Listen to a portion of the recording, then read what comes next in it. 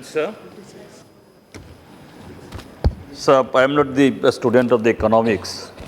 So, how the common man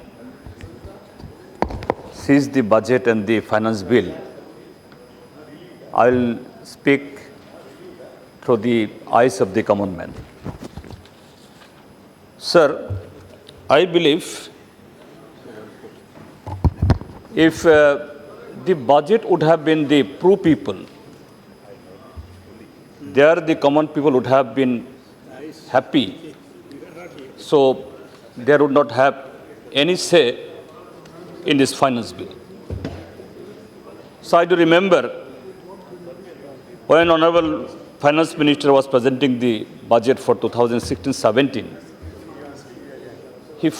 he first started saying with, I am presenting the budget when the global economy is in crisis. But sir, there, while our economy in the backdrop of this global situation, what should be our preparation? What should be our measures that we should increase our domestic demand? But there we find, instead of that, choosing the alternative path, the government, they have chosen to continue the same regressive policies that are contradicting, and definitely that will aggravate to our economy, employment generation, and further increase the contract exports. And definitely it would lead to increasing distress in our agriculture and very much in the countryside, what we are witnessing today in our country. And simultaneously, the collapse of the industrial production, slowdown of the construction activities, and many services. Sir, I am member of the Commerce Standing Committee. The report of the Commerce Standing Committee has already been submitted before the House, that's why I can refer it now here. There, while we are discussing the grant of the Commerce and Industries Ministry, we interacted with all the business houses like SOSM, CII, then other all big players, and Indian, the Federation of the Exporters. I was surprised, each and every organization, they were expressing their utter dismay that during last 23 months, the export from India, it has been drastically reduced, which was 2 years ago about 300 billion US dollar. Now, this year they are expecting only $250 million. If you add to there the inflation, etc., definitely it will be further less. So this is the situation. So this will impact to our revenue collection, and it will impact adversely to share of the states. Sir, that our government, they are claiming about the impressive growth performance in the economy, but it is belied by the amount of the revenue relations in 2015-16. It has been elaborately explained here, and which has impacted to the recommendation of the 14th Finance Commission. Sir, here most of the MPs from different states, cutting across the party line, they have mentioned here that in 14th Finance Commission, government is claiming that there are, whereas it was 32% earlier, it has been enhanced by the 42%. But at the cost of what?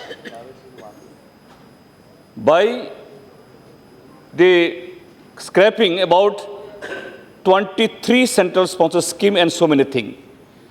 And beside that, the BRGF, SIT, etc., which the state is supposed to get out of the, in addition to the the budget, everything has been merged with the 14 financial budget, and thereby almost all states, my state Tripura, small states, in comparison to the previous year of the recommendation of the 14 Finance Commission, we got less about 2,000 crore. So if a state like Tripura, where revenue is so small, there 2,000 crore is minus, so how that the state could run? And thereby now, not only by reducing the share amount of this state, now the central government going to implement the recommendation of the that is after there is submission of this recommendation, the 7 pay commission. So automatically there the demand will arise in the state also. So again, that will be unmanageable for the states. सिर्फ त्रिपुरा नहीं, हर state का, they are definitely, this central government, they will not compensate to the additional burden to the states.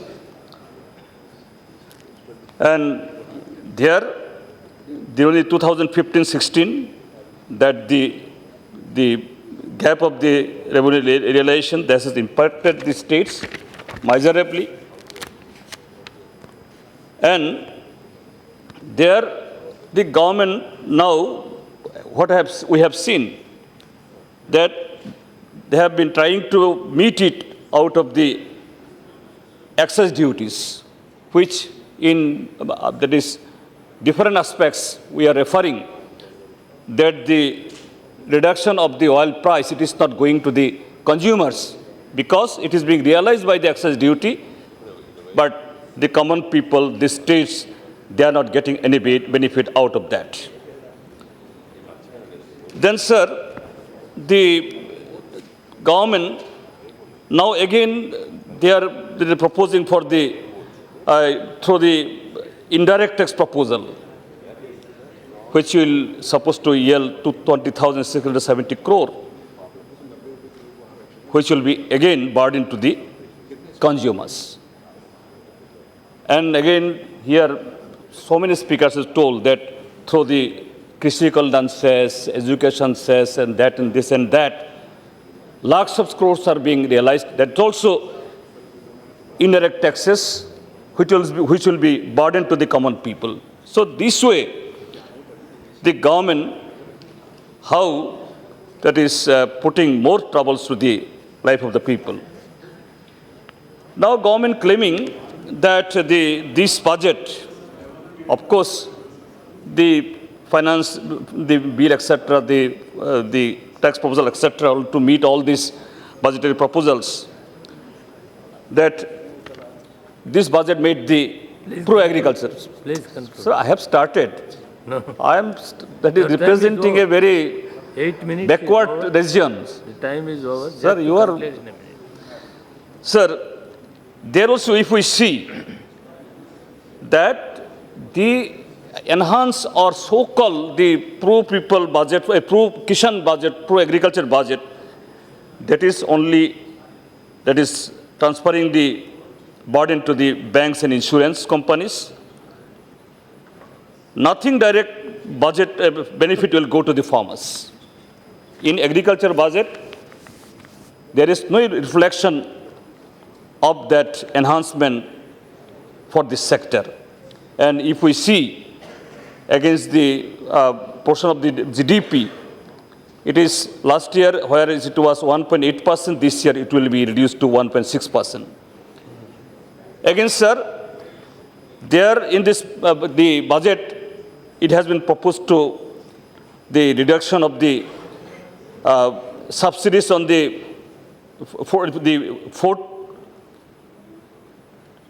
5,000 crore, and again the fertilizer subsidies to the tune of 2,000 crore.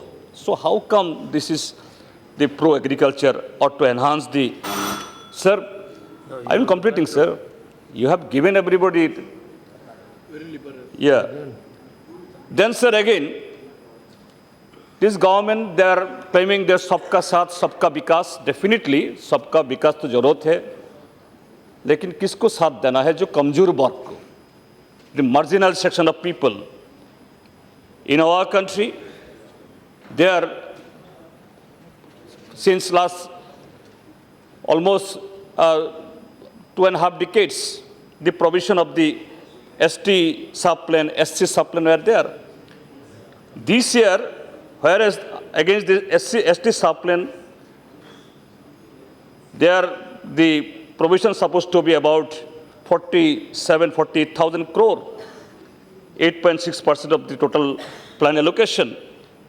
There, the allocation made only made less by 23,295 crore. Similarly, against the SC subplan also, the shortfall is 52,470 crore. So this is situation. Again, government claiming, false claims are there that the higher allocation, the MG and Rega.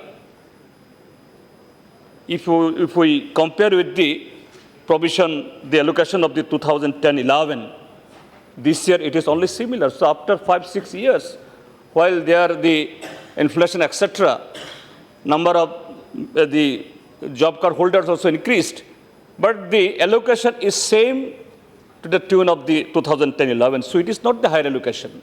So how the crisis now, the after this drought, etc., it will be met. Then, sir, it has been proposed for to realize the amount 56,500 crore out of the disinvestment policy. Against that will be great harm to the people, great harm to the common people, and harm to our economy, our industry, and employment scope. Then, sir, I will come to the Northeast. Please give me another 3-4 minutes. No. Sir, there, this government... I already given 5 minutes extra. Please, sir, please consider me. This government is saying this, no, there has been special focus for the Northeast. Earlier, the UPA government, their policy was low-key. Now this government, they have changed like everything. Act is okay, no harm if really it does act. But there, the NEIIPP, it has been suspended since December 1st, 2015. Then, this Northeastern region being the special category region supposed to get all the schemes at 90:10. Now the smart city has been declared, but that also at the cap at par with the other region. So I like to request the Honorable MOS Finance here, please categorically assure this House that day when the discussion on the demands of the donor, it was discussed that we have asked the Honorable Donor Minister that what about the NLCPR? So there the Honorable Minister was replying that no, I can't say it. There the Finance Minister would be the right person to answer about this. Please so if this is not happened, so how come this budget or this the things will go for the benefit of the people? So that's why I would like to say, I will to conclude with this word, either the budget or this finance bill, whatever, there is no vision of inclusive growth, no vision for the improving the livelihood of the common people, rather a skeptical and pro-super rich financial bill. Yes. So I can't support, I'm sorry to that is disagree with the proposal. Thank you. Mithun.